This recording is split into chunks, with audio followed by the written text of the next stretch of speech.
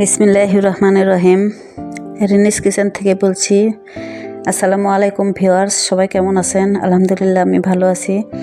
আজকে আমি আপনাদের সাথে শেয়ার করব লাউ পাতার হাতে মাখা চচ্চড়ি মাছ দিয়ে।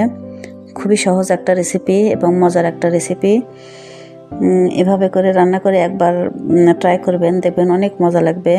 খুবই সহজ, কম সময়ে এভাবে রান্না করা যায় লাউ পাতার চচ্চড়ি।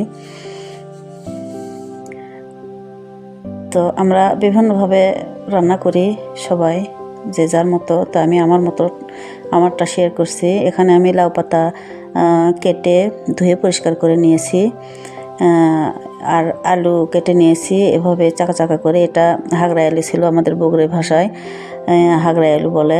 পেঁয়াজ নিয়েছি আর কাঁচামরিচ ফালি নিয়েছি, আর মাছ নিয়েছি 4টা। এটা বড় মাছের পেটি ছিল। যাই হোক, এবার আমি রান্নায় যাচ্ছি।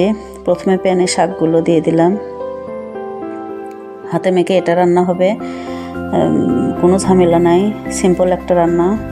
তারপর আলু দিচ্ছি, পেঁয়াজ কুচি আমি অনেকটা নিয়েছি, আলুর চেয়েও বেশি পেঁয়াজ নিয়েছি। এই রান্নায় পেঁয়াজের পরিমাণ একটু বেশি দিলে ভালো হয়।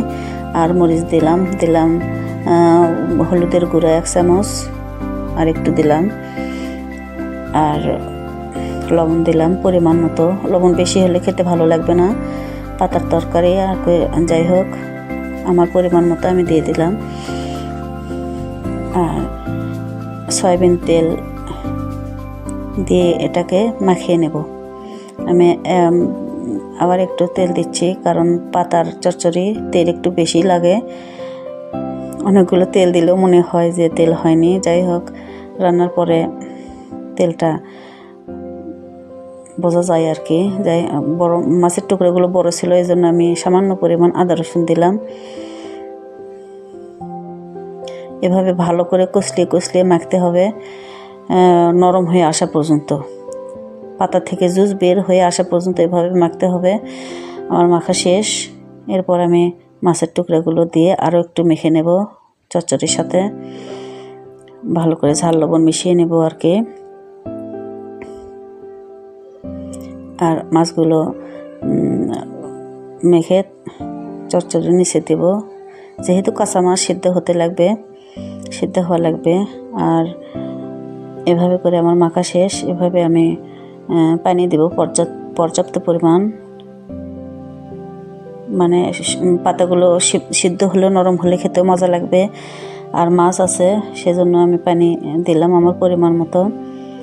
এভাবে আমি ঢেকে রান্না করব এখন 20 থেকে 25 মিনিট।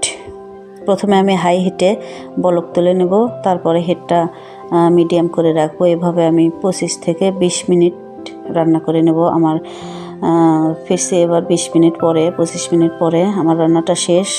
সাইড দিয়ে এরকম পোড়া হয়ে এসছে। পোড়াও ভালো লাগে, অনেক মজা লাগে ভাতের সাথে মেখে খেতে। পাতার চচ্চড়ি পোড়া ফ্লেভারও অনেকে পছন্দ করেন, আর যারা পছন্দ করেন না তারা রসালো অবস্থায় থাকতেই নামাতে পারেন। এবার আমি আপনাদের শেয়ার করছি একটু কাছ থেকে। অনেক মজাদার একটা রান্না চচ্চড়ি, গরম ভাতের সাথে বেশি করে পাতার চচ্চড়ি মেখে ভাত খেতে অনেক মজা লাগে। তো ভিউয়ার্স, কেমন লাগলো আজকে আমার রেসিপি? সবাই একটু লাইক করবেন, কমেন্টস করবেন, আর শেয়ার করবেন। আমার পেজে একটু ফলো দিয়েন সবাই। আমার ইউটিউবের চ্যানেলটা একটু সাবস্ক্রাইব করবেন। সবাই আমার ভুল ত্রুটি মাফ করবেন। সবার সুস্বাস্থ্য দীর্ঘায়ু কামনা করে শেষ করছি। আজকে আর কথা বাড়াচ্ছি না, সবাই ভালো থাকুন। আসসালামু আলাইকুম।